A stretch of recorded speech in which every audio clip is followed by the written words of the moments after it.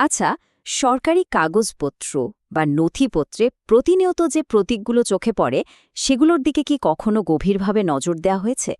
মানে একটু ভাবলে বেশ অবাক হতে হয় যে এই ভীষণ পরিচিত প্রতীকগুলোর গভীরে কি দারুণ সব সুনির্দিষ্ট বিন্যাস আর কঠোর নিয়মকানুন লুকিয়ে আছে।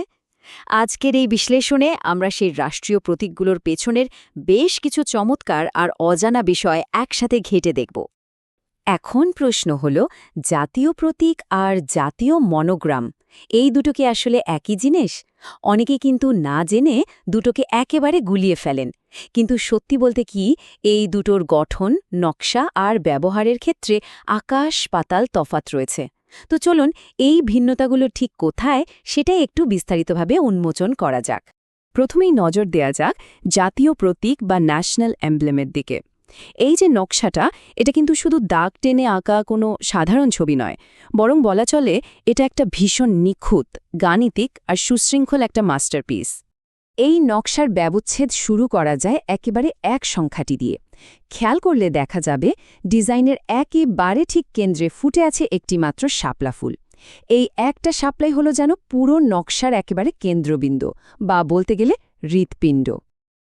এবার এই কেন্দ্রের শাপলা থেকে দৃষ্টিটা একটু বাইরের দিকে সরালেই দুই সংখ্যাটির ম্যাজিক চোখে পড়বে। শাপলা ফুলটাকে দুই পাশ থেকে আলতো করে বেষ্টন করে আছে ঠিক দুটি ধানের শীষ। কি চমৎকার একটা দৃশ্যমান ভারসাম্য, তাই না? এর পরেই গল্পে চলে আসে তিন সংখ্যাটি। প্রতীকের একেবারে চূড়ায় বা মাথায় ঠিক ধানের শীষের পরপরে সংযুক্ত আছে তিনটি পাট পাতা, যেন নকশার ওপরের অংশটাকে একটা দারুণ পূর্ণতা এনে দিচ্ছে। এই তিনটি পাতা, তিন তো গেল, এবার তাহলে চারের পালা। ওই যে ওপরের পাটপাতাগুলো, তার ঠিক দুই পাশে খুব সুশৃঙ্খলভাবে বসানো আছে মোট চারটে তারা, মানে এপাশে দুটো, ওপাশে দুটো, একদম মেপে মেপে বসানো চারটে তারা। আর পরিশেষে এক থেকে শুরু হওয়া এই চমকপ্রদ গাণিতিক ক্রমটা গিয়ে ঠেকে 5 সংখ্যায়। কোথায় সে 5? ওই যে শাপলা ফুলের ঠিক নিচে। সেখানে আঁকা আছে ঠিক 5টি ঢেউ। 1, 2, 3, 4, 5। এই নিখুঁত বিন্যাসটাই জাতীয় প্রতীকের নকশাটাকে এতটা ইউনিক করে তুলেছে। তবে এখানে সবচেয়ে ইন্টারেস্টিং ব্যাপারটা কিন্তু ওই 4টি তারার সুনির্দিষ্ট অর্থে লুকিয়ে আছে। এই তারাগুলো জাস্ট জায়গা ভরানোর জন্য বা নকশাকে সুন্দর করার জন্য দেয়া হয়নি। আসলে এই 4টি তারা অত্যন্ত স্পষ্টভাবে জাতির সামগ্রিক লক্ষ্য আর উচ্চাকাঙ্ক্ষাকে নির্দেশ করে।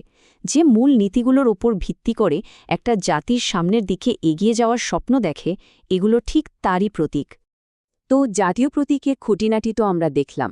এবার একটু ভিন্ন দিকে মন নেওয়া যাক, নজর দেয়া যাক দ্বিতীয় বিষয়টিতে, যেটি হল জাতীয় মনোগ্রাম। এর দৃশ্যমান গঠন কিন্তু একেবারে অন্যরকম। মনোগ্রামের নকশাটা জাতীয় প্রতীকের চেয়ে একদমই আলাদা। এর ঠিক কেন্দ্রে জ্বলজ্বল করছে একটা লাল বৃত্ত, আর সেই বৃত্তের মাঝে আছে সোনালি রঙের বাংলাদেশের মানচিত্র। বৃত্তের একেবারে ওপরে লেখা গণপ্রজাতন্ত্রী বাংলাদেশ, আর নিচে লেখা সরকার।